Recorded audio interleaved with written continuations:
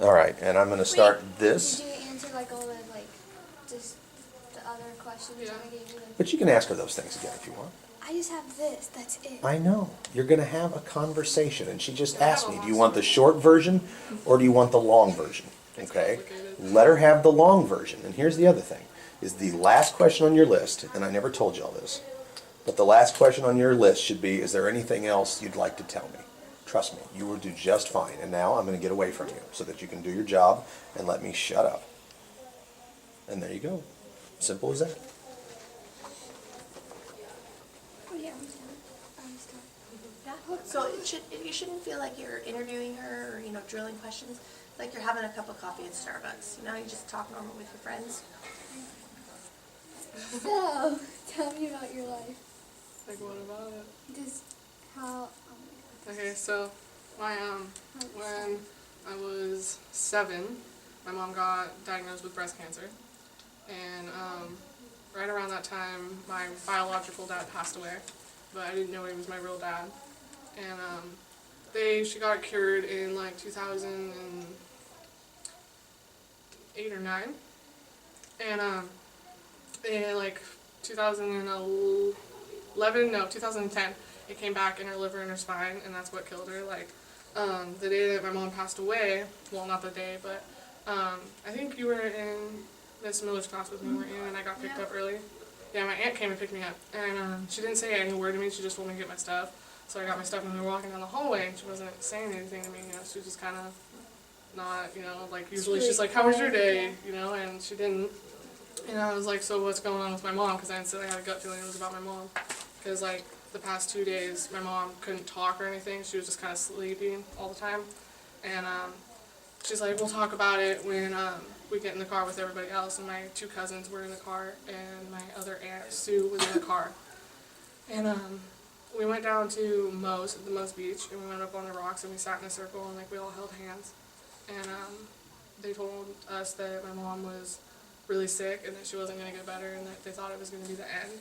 And so like by then I was crying and everybody else was crying, and we got in the car and we were on our way home, and I was like bawling, and they warned me that there was going to be a lot of people at the house because everybody was going to go say their goodbyes and stuff. And we get there, and there's literally like cars. There was cars like parked in our yard and in the driveway and people's neighbors' yards, and like there was probably like 24 cars all there together trying to like say bye to those people on the deck and stuff. And my dad was like out on the deck, and he came out, and everybody went inside, and he hugged me, and he was crying, and I don't really, it's weird because you don't usually see your dad cry. Yeah. And he like held on to me, and he hugged me really tight, and he was like, I didn't mean to keep anything from you. He was like, I didn't know that this was going to be the end, and I would have told you if I knew.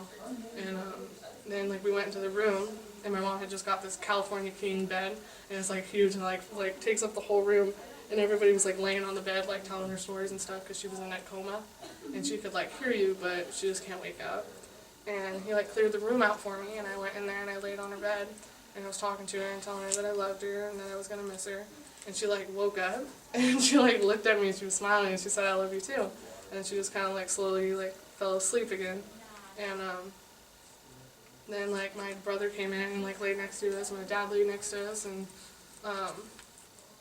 everybody was kind of just like slowly crowding in or whatever, but like there was like our whole family was there, and it was like it wasn't sad necessarily, but I don't really remember all of it because like I don't know, I guess like that part of my mind just kind of blocks it out. But I don't really remember ever talking to anybody that whole like because she was alive for 3 days that we had her, and like hospice came in and stuff. And another time she woke up was I was in there, and she woke up, and I was like, hospice is bringing you like a bed, like a doctor's bed. She was like, I'm not gonna get in it. Like she was like, tell him no. So like we had to like have the guy take everything back into the truck and like send it back because we couldn't. She wouldn't get in there.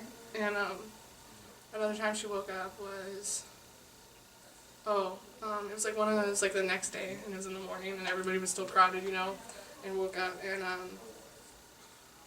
she woke up and she looked at my uncle, and he was like had coffee in his hand, and it was like one of her pig cups because she collected pigs. And she said, I want coffee. And she like hadn't drank coffee in like years, because when you have cancer you're not supposed to drink coffee because of the caffeine and your chemotherapy and stuff.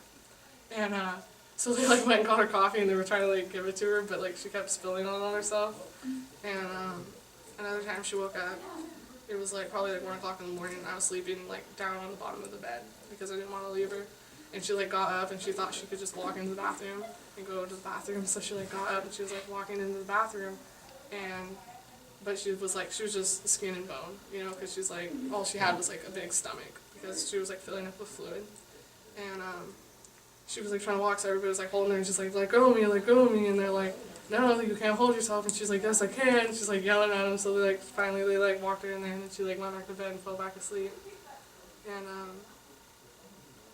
then like on Mother's Day, the next day on Mother's Day, she finally passed away.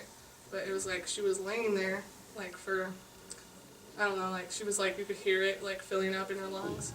And she like wasn't like passing away, and hospice thought that she was gonna pass away the day before. And like the only person that was like wasn't there was my oldest brother. And he like lives out of town, so he was like coming to come see her. And he like walked in through the door and he like set a tiger lily on like her desk and was like, told him that he loved her and that she was always like a mom to him because they're like, that's her stepson. And so like, and then she like finally passed away. And yeah, that was that. And then hospice came and got her, and yeah. How old were you? I was 11. How old are you now? I'm 14. 14. Do you remember it like it was yesterday? Yeah. Yeah, I remember when you didn't come to school. Yeah, I didn't come to school for like a good month or so because I didn't want to leave my dad. Sorry. So just go on to the last question. I'm really not good at this. Okay, so tell me how your life's changed since your mom passed away. So after my mom passed away, my brother and my dad, they kind of like, my dad of course, he was depressed because they were together for so long. And my brother took it pretty hard. But when my mom passed away, I didn't cry like everybody else did, you know, like, I don't know, I guess I didn't feel a need to cry because she wasn't in pain or anything, you know, like, she feels fine, she's not hurting.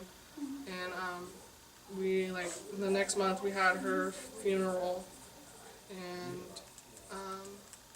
that was just, I don't know, my brother and my dad were just really depressed, like, they went to this big depressed stage, and I went to counseling after my mom passed away because I didn't want to, like, build anything up, you know, to where, like, you know, because usually when you build up something for so long, it finally comes out, and it usually doesn't come out, like, in a good way. And I, like, was trying to talk my dad and my brother into going to counseling because I know they needed it because they're always fighting and stuff. And about, like, I don't know, like a year after that, my brother and my dad got in this giant fight. Like, it was, like, a physical fight, and like, the cops came and, like, took my brother to jail, and, like, so I had a no contact order on my brother for, like, a really long time. And then my dad, he kind of went to, like, a deep depression and started drinking a whole bunch, like, drinking vodka all the time. Like every night he kind of drank it just like a fish, you know, like, it wasn't, like, drinking it here and there, it was every night, and he was always getting drunk, and I don't do well with drunks because it's like, you know, I'm dealing with my hurt, and I don't have something just to, like, take it away. Like, he does it so that he doesn't feel it anymore, he's just, like, drowning himself in vodka so that he doesn't feel the pain, and I have nothing, and I just sit there and cope with it, you know, and, like, I didn't think it was very fair, and so I started, like, I was always going to my friends' houses and never coming home, and, like, he would, like, call me and I'd reject his calls because we weren't really getting along, and, he would call me and, like, tell me I was going home, and then when I would go home, I just sit in my room for, like, the day and wouldn't ever, like, answer, you know, like, I wouldn't talk to him at all. We never talked, like, we weren't happy, we weren't a family anymore, and, that's when I moved out of my dad's house. I moved into my aunt's, and I moved out of my dad's house probably, like, a few months ago, and lived with my aunt. Now I live with my aunt. So it's been like a couple months? Yeah. And it's probably, like, I moved in with my aunt, like, right before school started. And your aunt takes good care of you? Yeah. Okay. So you like staying with her? Yeah, like, it's a totally different, like, at first I was kind of, like, against it because my aunt was never in my life. Like, I literally didn't know her. Like, the only time she came in my life was when my mom was, like, sick.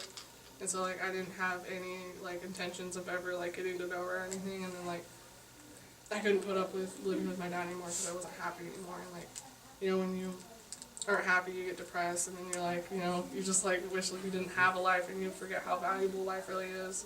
And so like I had to get out of that. But do you still talk to him like once in a while? Well, at first I talked to him almost like on a regular basis, and I was always going over there and staying with him because I wanted to keep a relationship with him. But my dad's not like the responsible type. Like he thinks that everybody else should, you know, try to put in effort more than you. Like if you don't call him, then you're not gonna talk because he's not gonna call you. And so like I'm kind of like at the point where it's like, okay, well you're the adult, you're the parent. If you want to be in my life, then you call me because I'm not gonna call you and let you make me feel bad because I moved out, you know, because he tries to make me feel bad for moving out, and I don't like it. So we haven't talked in probably like a month now. So. Do you want to talk to him? Yeah, I want to talk to him, but I want him to put, you know, a foot forward and try to be in my life and not me try to be in his. So. And then what about your brother?